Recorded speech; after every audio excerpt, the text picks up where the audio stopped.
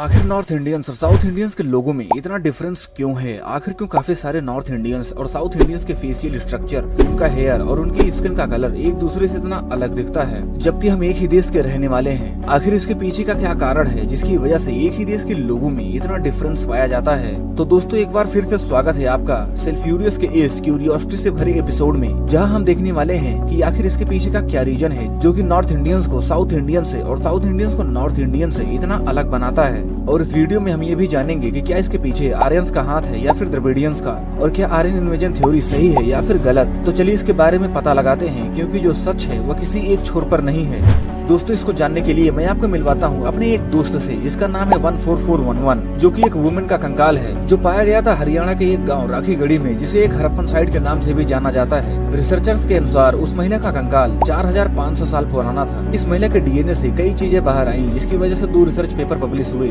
जिसमें इंडिया में माइग्रेशन के लिए एक थ्योरी दी गई, जिससे यह कुछ हद तक क्लियर होता है कि नॉर्थ इंडियंस और साउथ इंडियंस के लोगों में इतना डिफरेंस क्यों है। इस थ्योरी के अनुसार भारत में जो माइग्रेशन हुई थी उसके 4 स्टेजेस हैं, जिसमें से पहला स्टेज हुआ था आज से करीब 65,000 साल पहले, जब कुछ अफ्रीकन ट्राइब्स अफ्रीका से निकलकर इंडिया आई थी। दोस्तों इन्हें ही कहा जाता है द फर्स्ट इंडियंस, यानी कि पहले भारतीय। दोस्तों इन ट्राइब्स के मॉडर्न डे रिलेटिव हैं अंडमान निकोबार के ट्राइब्स, यानी कि कबीले, जिन्हें कहा जाता है जारावा। अब आती है दूसरी स्टेज, जो कि हुई थी आज से करीब 9000 साल पहले, जब वेस्टर्न ईरान से कुछ लोग इस समय की इंडिया और पाकिस्तान आए थे। क्योंकि उस समय कोई देश बना नहीं था और लोग कबीलों में ग्रुप्स बनाकर रहा करते थे, तो वेस्टर्न ईरानियन लोग यहाँ आकर फर्स्ट इंडियन से मिक्स हुए और इन्होंने ही मिलकर इंडस वैली सिविलाइजेशन की शुरुआत की, जिसे हम हड़प्पन सिविलाइजेशन या फिर सिंधु घाटी सभ्यता के नाम से भी जानते हैं, जिसे आपने अपनी हिस्ट्री की बुक में पढ़ा होगा कि यह सभ्यता कितनी विकसित थी। और यहाँ के लोग जो भाषा बोलते थे उस भाषा का नाम था हिस्टोरिकल द्रविडियन लैंग्वेज। दोस्तों यहाँ द्रविडियन भाषाएं वो भाषाएं हैं जो कि साउथ इंडिया में पाई जाती हैं। इसके बाद जो तीसरी स्टेज हुई थी माइग्रेशन की, वो हुई थी आज से करीब 3500 साल पहले, जब कुछ लोग मॉडर्न डे यूक्रेन, रसिया, कजाकिस्तान और उज्बेकिस्तान से घोड़ों पर बैठकर भारत आए थे, जो कि अपने आप को गर्व से आर्यंस कहते थे। इनके पास उस समय के सबसे बेहतरीन हथियार व घोड़े से चलने वाले रथ हुआ करते थे, जिनके दम पर इन्होंने ही इंडस वैली सिविलाइजेशन पर आक्रमण करके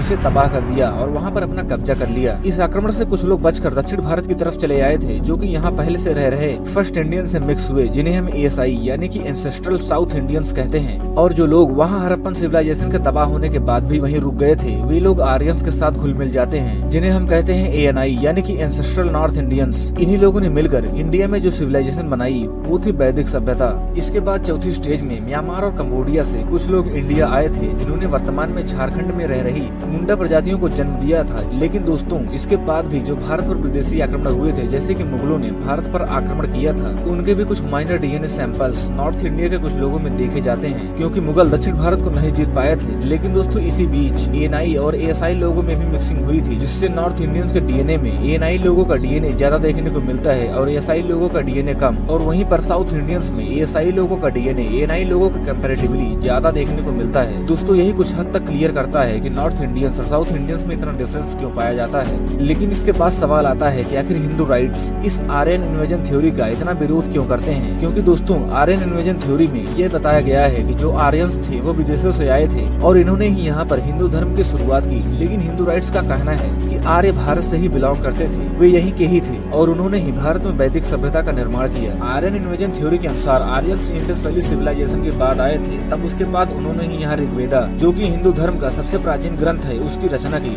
लेकिन दोस्तों यही एक और इंटरेस्टिंग बात निकलकर सामने आती है। साल 2015 में डीयू के संस्कृत डिपार्टमेंट के रिसर्च के अनुसार ऋग्वेदा लिखा गया था 6000 बीसी, यानी कि आर्यंस के आने के 4500 साल पहले। तो इस बात से ये साफ हो जाता है कि आर्यंस ने ऋग्वेदा लिखा ही नहीं था। यह पहला कारण है आर्यन इन्वेजन थ्योरी के रॉन्ग होने में। और इस थ्योरी के रॉन्ग होने का दूसरा सबसे बड़ा कारण है भिरहाना, जो कि भारत का 9000 साल पुराना एक प्राचीन शहर है। वहाँ पर खुदाई करने के बाद जो चीजें मिली वो इस थ्योरी को कम्प्लीटली रॉन्ग बता रही थी। वहाँ पर मिले सबूतों से यह पता चलता है कि हिंदुइज्म वहाँ पर पहले से ही एग्जिस्ट करता था। उन्हें वहाँ पर मिले थे स्वास्तिका के निशान, शिवलिंग, नमस्ते के पोज में बनी मूर्तियाँ, कुछ फीमेल स्टेच्यूज जिनकी मांग में सिंदूर था और हाथों में कड़ा। तो इससे यह पता चलता है कि अगर आर्यंस भारत में हिंदुइज्म लेकर आए थे, तो हिंदुइज्म के निशान यहाँ पर पहले से ही क्यों एग्जिस्ट कर रहे हैं। दोस्तों उस कंकाल में भी, जिसका नाम 14411 411 था उसमें भी आर्यंस के R1A1 जीन्स नहीं पाए गए थे जो हमारे अंदर पाए जाते हैं। तो इससे यह क्लियर होता है कि आर्यंस यहाँ के मूल निवासी नहीं हैं। तो दोस्तों यह सब चीजें हमारे दिमाग में डाली कैसे गई, तो इसके पीछे का कारण है ब्रिटिशर्स, जिन्होंने अपनी फूट डालो और राज करो की नीतियों के तहत हमें अपनी मनगढ़ंत कहानियां पढ़ाई ताकि हमें यह लग सके कि हम भारतीय हमेशा से कमजोर रहे हैं और हम पर हमेशा से हमसे किसी ज्यादा ताकतवर लोगों ने शासन किया है। तो यहाँ पर सवाल आता है कि इस भारत का मूल निवासी कौन है। दोस्तों इसका जवाब डिपेंड करता है, क्योंकि जो फर्स्ट इंडियंस साउथ अफ्रीका से चलकर भारत आए थे और जिनके modern day relatives Andaman Nicobar में रहते हैं वही यहाँ के मूल निवासी हैं और हम सब भी यहाँ के मूल निवासी हैं। हमारा भी बेस फर्स्ट इंडियंस से ही है, क्योंकि इनके जीन्स हमारे भी अंदर पाए जाते हैं। दोस्तों यह मुद्दा जब तक साइंटिफिक रहता है तब तक ठीक रहता है, गड़बड़ी तब होती है जब इसको पॉलिटिकल इश्यूज के लिए उठा दिया जाता है और फिर से वही फूट डालो राज करो की नीति अपनाई जाती है। बस फर्क इतना रहता है कि इस बार फूट अंग्रेज नहीं बल्कि नेता लोग डालते हैं। हमारे अंदर चाहे जितनी भी असमानताएं हो, हम चाहे जितने भी अलग, हमारा रंग, हमारा पहनावा, हमारा कल्चर चाहे जितना भी अलग हो,